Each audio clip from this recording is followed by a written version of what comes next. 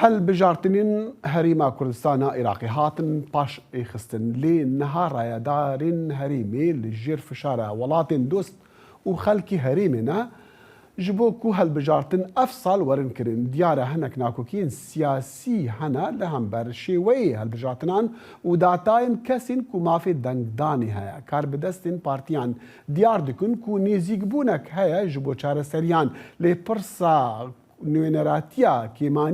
کێمانین ئۆلی و نژادیژی جهێ مشت و مڕێ هەتانەهاژی چما ji bo şirovekirina û bersiva van pirsiyarên me em ê îro mêvandariya endamên sê civakan bikin ji pêkhatê xiristiyanan Joseph Islî wa endamê berî yê Perlemanê Herêma Kurdistanê ye û cêgirê serokê Îtihad Beynên Nehrên ya Niştimaniye ye ku hetaneha diyare nehazir e lê ji pêkhatê êzdiyan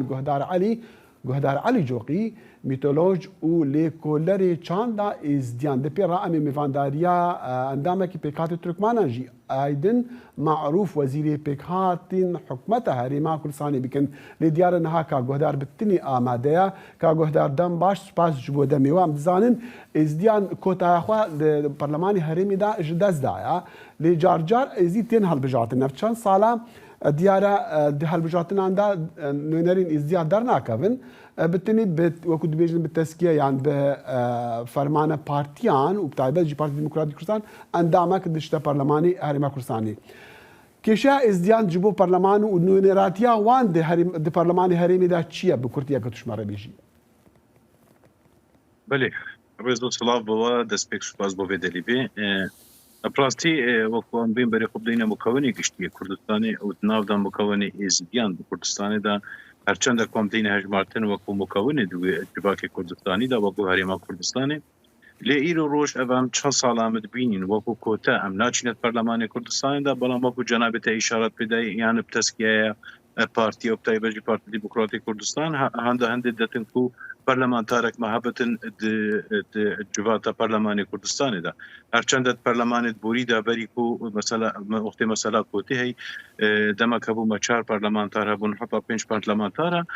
کو مثلا او مافو ارکن ربا او جواکا ازدیا انکو ازدیان کمیونیتی گهنده بردا صلاته و هرچند کو ایشو آزار بردام بون بلام هبونا 4 حتا 5 بتر ایشو آزار جواکی ازدیان سفکتر لید کرن و آسانتر لید کرن ایرو روش وقت ام بین بری خوب دینا مثلا پارلمانی کردستانی که چاوا و کو ام ایزدی و کو پیتوی دچنید نا پارلمانی در هر ام توشی دو کشاد بینه که داخل یکشوانه کو ام تین هل بجاتن نتوا با کو کرد بلام و کو کمینین اولی ام کمینا دوینت کردستان دا برانبری و چند ام کمینت اولی دید بین کو هبون خود پارلمان کردستان دا قوجی و های و کو کریستیانا کو باورت کم حتی پنج اندام برلماني وتين المرحله شويه برلماني كردستاني كشكبتني مهاتا دستيشان كرين كوبتا اندام برلماني او جي خشكا هديا بوكوش كاغودار ازيبيم سر مثلا كوتا ازديام تابجي چما نمايا وچما برلماني هرمي دانا ما بنها كاغ جوزيف اصلي ودقال مايا مدخواست از بحث بكم تقالوي بحث بكم كاكي شيا كريستيانا دقال هالبجاتنا تشيا وتقال نونراتيا وان دي برلماني هريمي دا تشيا كاك جوزيف سباش بو دمي وام زان كريستيانا كوتاوان بينش كاسن دي برلمان دا چما او غازن دي دكن لسر چي غازن دا وان لسر چيا او كاتتان باش ريزو سلاب و جنابتان من ببورن الناس يا دانشتو لبر اوي بريقاوم لبغداد لبو 40 لو طيناك هيوادارم سكايبك ودانك باش بي بوشيويا ممنونين ما فرموا زور سباس بريس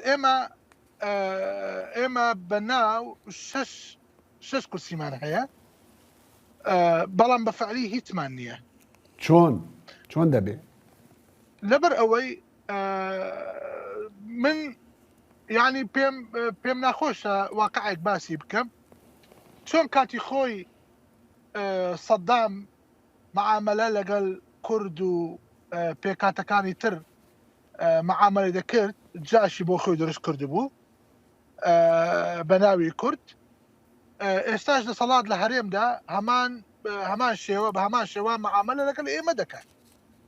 تشن جاشك بو خوي درش كردوا بناوي إيما قسان دكن بناوي إيما قرار ددن أماش قراري إيمانية قراري أو أحزاب متصلة باشا عليه. كاك جوزيف باب سياري وبكم انتو بابتك زور جرينجو وكملين ما ترسيدارش باسكي ومن حزناكم خلقاني ديك اتهام بكم بجاشتيان نجاشتيان بلام ايوا من قلت جناب بالي باشا دزانم من قطو انا واشتيوانا عليهم بلا من بسياري اودكم بو دس حالات تاوان باربي لكاتك دا برياري خلق الدنگ ددن يعني لسر شوي هالبرجاد كان يعني فرموا نخر او دس خلق دنداني خلقنيه ما لبوتا الروم كما يكمين انتخابات كان هم تزوير ذكرين و عقليتك دروس بوا ناتوان وازي لي بين او لا كتير ايما دوا دكين كوا دندراني مسيحي كالدو اشوري سرياني محصور بكري لا كريستيانا كان يا لكالدو اشوري سرياني وارمن بو قوائمي خاصة بكلدو أشوريا كانوا سريان وأرمن بلام ده صلاة دار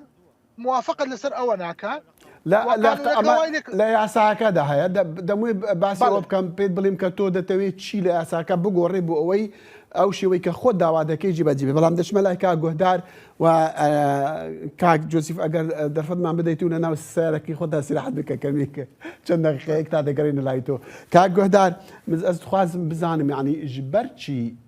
كوتا إزديانين يعني مزانن كوتا ده برلمان دا دونيراتيان دا جبو كيمانيا أوليبا كيمانيا نجاديبا هرش كيمانيك بتن حتى بو خانمان كوتا هيا جبرتشي لهريما كردستاني كوتا بو إزديا نينا كده خلزاني من بشتيقو خدا برادر خوجي كريستيان از زي اول دا من داك تشتيت بجم يعني كو قريدا واقعي كردستاني با رنگا اور انسانا كي كردستاني دا بجيت واقعي كردستاني بجدي بزانتن تيغهوية كرداياتي تشاوية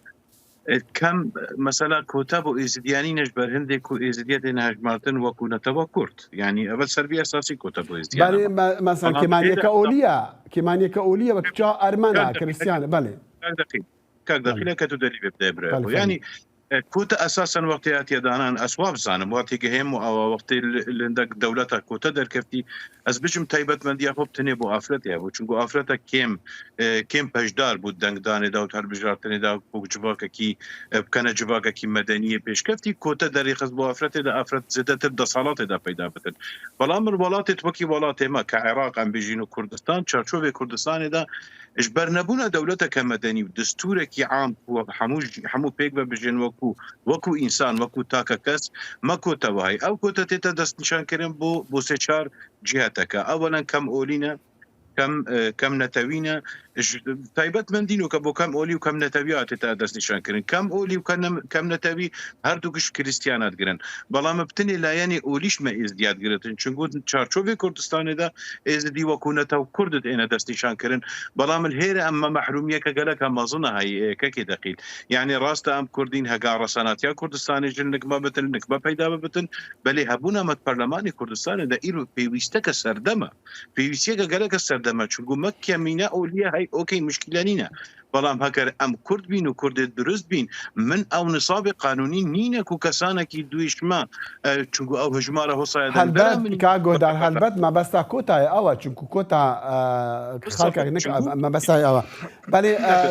كاغو دار يعني حتى البرلمان العراقي داجي كوتا ازديان كيما نوكي اسهل دي مثلا وين نقطجي اگر بكرتي چكو قالك وقت معناها بتلكاغو دار فرمو العراق اجدا وقت مروف ايرو بيت بري خوب دتي مثلا اولاد دوام يعني كردستان دا برايد ميد مسيحي هر چند هجراوان قوه تربش يا مرانغت كردستان دا نوكا وقالك كيم ببن بلامت كردستان دا اگر تبي اولاد القلم بدي اولاد ازديانا وهاگر تبي بري خوب دي برلماني كردستاني مبتني نينورك هي اوجب تزكيه وبسندي شويه بدري الهير اوكو غبنك اجتماعي غبنك ديروكي غبنك اولي الازديان تذكرن مدى خواز هيش حكومتها هرما كردستاني بوشي ام داخوازت كاين فاغريانا كوتيها بتن دا فاغريانا مكوني اولي دوي نصابق وقب درستي برلماني كردستاني ده بله لو دخوازا كوتت كين كم مساومة سرندنا كين كنا توامت شيء أس كردم أنا كردم أو تشتكى أمد قشنا قرار كوتاي خلاص هم سرقاني بله كاغودار كاغودار قانوني ما هبت كاغودار أزيبي ما دفتر جارك دي جبوكو بزانم كأون دخوازا قرن دياسة دي كان أنا اللي قال كاغ جوزيف مدفيا بزانم كاكا جوزيف يعني تو باسي اشتيك داك شي بكري بو اوي داواکاریەکانتان جێبەجێ بکرێ بە تایبەتیش لە ڕووی گۆڕینی یاسا یان کە ئێستا لە هەندێک لایەن باسەکەن کە یاسای هەڵبژاردنەکان هەموار بکرێ ئێوە بە تایبەتی داواچی دەکەن پێشەچی کاک دەخیل داوا لێ دەکەم وەختم بدەیت عادلانە بەخوا ئەگەر دەرهێنەر وەختم بداتێ من وەختم دەدەمێ بەڵام بەدەستم دەرهێنەر وەختم نەداتێ فەرموو ممنون پێشەچی من داواکاریم لە برای عەزیزی یزیدی ئەوەیە احتیاجاتی خۆ داوا بکەن حقوقی خۆتان داوای بکەن بەس لەسەر حسابی خەڵکی تر تکاتان لێ دەکەم ئەو کاگۆدار باسی ژمارەکان دەکاتن من هیوادارم نەکەونە ئەو هەڵادا ئەو هەڵەیە چی لە بەغدا چی لە هەرێمدا ئەوە تشتێکی زۆر گرنگە چونکە قەزیەی ئێمە یەک قەزیەیە ئاگادار بن لە بۆ ئەو مۆزوع بۆ مۆزوعی مەسەلەی یاسا ئێمە داوامان کردووە دەنگدەری مەسیحی کەلدۆ ئاشووری سریانی مەحسوور بکرێت لە بۆ قەوائیمی کەلدۆ ئاشووری سریانی نەوەک بێت دەنگ بەلیستی حزبەکان یان ئەندامی حزبەکان نەدەن بەڵێ نەوەک بێن زێرەڤانی کە سەر بە حزبی فلانە کەس حزبن بێن چەند هەزار کەس دەنگ بدەن لە بۆ کە یەکێکی کە دروستکردنی ئەو ئەحزابە دەسەڵاتدارن دەنگ بدرێت بۆ ئەوان بە ناوی مەسیحیەکان باش ئێوە لەگەڵەوەدان یەک دایرە ئینتیخابی هەبێ بۆ مەسیحیەکان یان لەسەر شارەکان دایرە ئینتیخابی شارەکان یان دەمانەوەی یەک دائیرە بێ ئێمە هەموو داواکاری خۆمان باسمان کردووە دەمانەوەی یەک دائیرە بێ دەمانەوەی بەس مەسیحی بتوانێت دەنگ بداتە مەسیحی بەڵام ئەوە ناکەن و بە ناوی دیموقراتیەت ئێمە دەکوژن و من دەمەوێت بڵێم شتێک زۆر گرنگ هەیە ئێوە باوەڕ مەکەن کە قۆنسولی ئەمریکی پێش چەند ڕۆژێک بە بەلاژ ئەو قسەی کرد گوتی مالە کارتۆنیەکەی کوردستان دەسەڵاتدارەکانی کوردستان بەرەو ڕووخانە قۆنسولی ئەمریکی نەبوو نووسەرێک بوو بەڵام ئەو نووسینەکەی ئەو نووسرەی بەڵاوی کردبووەوە کاک جۆزیف کە قۆنسۆل تەبەنای ئەو قسەی کرد تۆ وامەزانە بە بەلاش ئەو تەبەنای ئەو قسەی کرد یعنی بۆ وازانن یعنی قۆنسۆل ئەوەندە خەشیمە نەتوانێت نەزانێت چی هەیە و چی نییە کەواتە ئێمە دەڵێن بە ناوی دیموقراتیەت مەمان کوژن بە ناوی دیموقراتیەت ناوەڕۆکی ئێمە لە عەردی باب و باپیرمان دەرمەکەن ئەمە باش نییە کاک جۆزیف زۆر سوپاس کاتمان زۆر کەمە بەڵام نیو دقیقەیەکم هەیە بیدەم بە کاگۆدار ینی اونێ بکارن چی بکەن هەتاکو بکارە بن و نوێنەرێکی وە یان نوێنەرێن وە بکەون پەرلەمانە چ لە هەرێمی چ پەرلەمانی عێراقی کاک دەخیل پەیامێک بۆ کاک جۆزیف ئەم نە سراعەتەکە عەرقی و قەومی دانا کاکە ئەمێ مەطالبە هەندێک کەین ئەم چجارە حقوقێت خۆ سەر حقوقێت ئەقەلیەتە فەرض ناکەین کەکۆ ومن سر قضية وشك أم دخوازت كين كو مساومة بتن وكو قضية أم احتمالات لا يعني أوليدا أم شريكة ديكين برام لا يعني قوميدا وكوميديا كريام كردين أم قريدا كردستاني أم مستعدين برافانيش كردستاني بكين هرچند ما كريجي كوديروك شهادة برام وقت إيرو أسبين ما كان نريك البرلمان العراقي هبن أنما البرلمان الكردستاني هبن أسبقوا كمينة كأولي بري قدامي أصدقواز كم ياسايك هبتين أو ياسايك كمينين أولي بباريزتن داكو قشا بيدانا جباكي قشتي عراق قلبتا فاكشان تقد اي كردستاني جي چونكو جنابتا قدر چند كمينة أولي جباكا كي تهبن أو كمينين أولي دي بنا گولا پاشەڕۆژێت جوواکی و جوواکە گەشێ بکەن و پێش بکەبن بەس یاشخەرە فەرترکاک دەخیل داخوازان بتنێ ئەوە عراقیژیش کوردستانی ئەوە ئەم زبرینەوە هەندێک دستوریات هەندێک دستور و ئەوەلیاتت حکومی دنیای هەمی کویر و دنیا هەموو پێش کەفتی ئەوژی ئاواکردنا جوواکە و دەولەتە و دستورێکی مەدەنینە بڕوا بکە ئەگەر تا دستورێکی مەدەنی هەبا مساوامات هەبانە و حقوقت ئەقلیاتە خۆت دستوری مەدەنی دە پاراستینە ئەم پێتیڤی هەندێک نەتبووین کەسانە هەموو ئەندام پەرلەمان دی نوێنەراتیاوە کرد بە گۆهدار عەلی جۆقی گەزگەلکی سوپاسی دەکەم و کاک جۆزیف سلیوە ئەندامی بەری یە پەرلەمانی هەرێما کوردستانی و جێگیری سەرۆکی اتحاد بین النهرین ئانیشتیمانی گۆهدار عەلی جۆقی میتۆلۆژ و لێکۆلەری چاندا ئێزدیان گەلک سوپاس ji بووە.